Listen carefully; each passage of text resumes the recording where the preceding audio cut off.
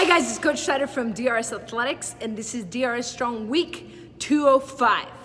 The focus of the week is, how do you rate or how do you track progress? Your progress. You know, we live in a society of instant gratification and instant progress and instant get really good at something. And just a reminder for all of us, it takes time. Now, I want to just explore a few things of how I like to rate progress or how I like to see in my athletes the progress that I see. And it can be in various different ways. Let's say we're talking about training. If we're talking about training and performance is going to be obviously measured by how well you are doing in a workout or in a competition or in the sport that you are actually doing, right?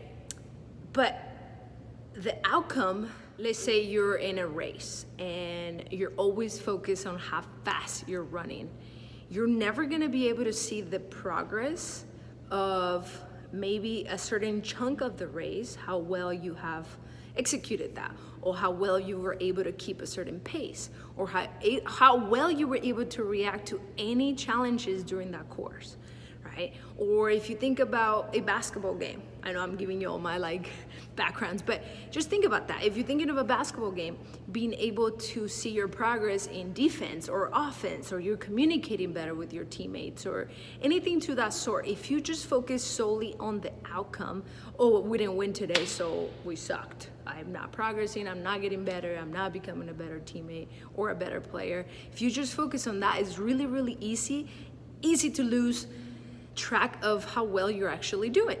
Now, I hate losing, but it doesn't mean that you're not progressing. Don't lose sight of that.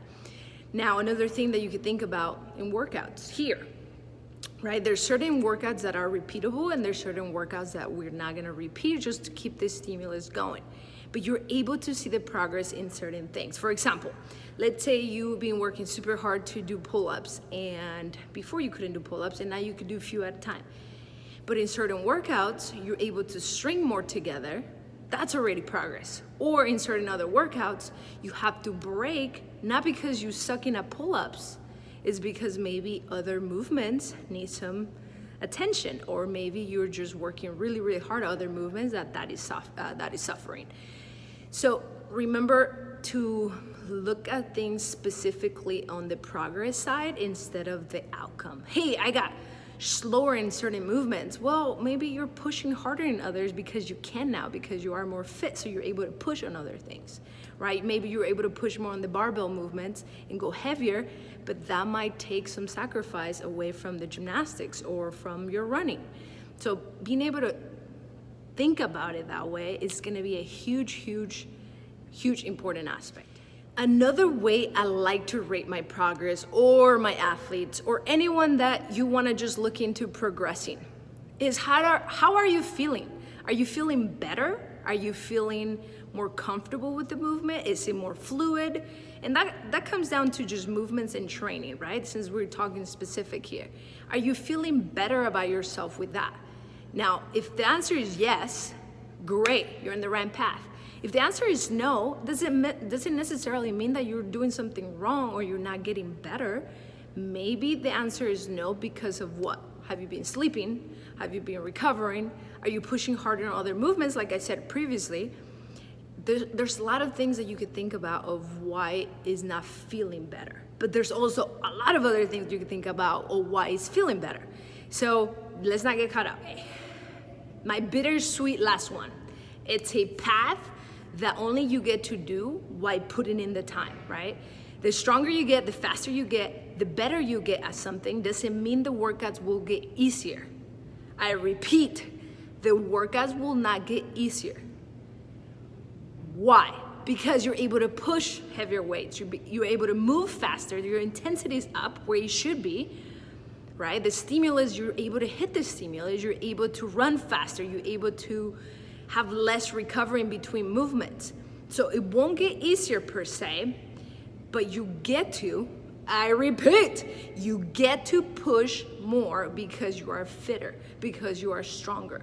And the more you put in is the more you get out, right? A fitter person doesn't mean that it's easier for them, is that you're able to push the envelope just a little bit more. And when you push the envelope just a little bit more, ooh, you become fitter. And you push it, ooh, you become fitter. But if you always here, you're gonna stay there or you're gonna go down, right? But it's just a balance of all these different progressions. So measuring the progressions doesn't mean you get a faster score, right? Or you get a faster race, or you get a win all the time in basketball or in softball or in soccer or in anything that you do. You have to see it for what it is. Maybe you're getting better at communicating with your teammates. Maybe you're getting better at the movement, so your technique is more dialed in.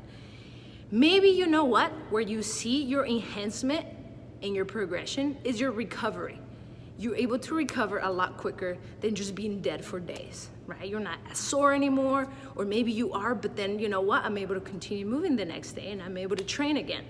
So see for those for what they are instead of the outcome. It'll help to continue for you to push hard, and it'll help to keep you fun. Well, yeah, you fun, and also the workout's fun. And it's gonna just be better for everyone else. Okay, let's go.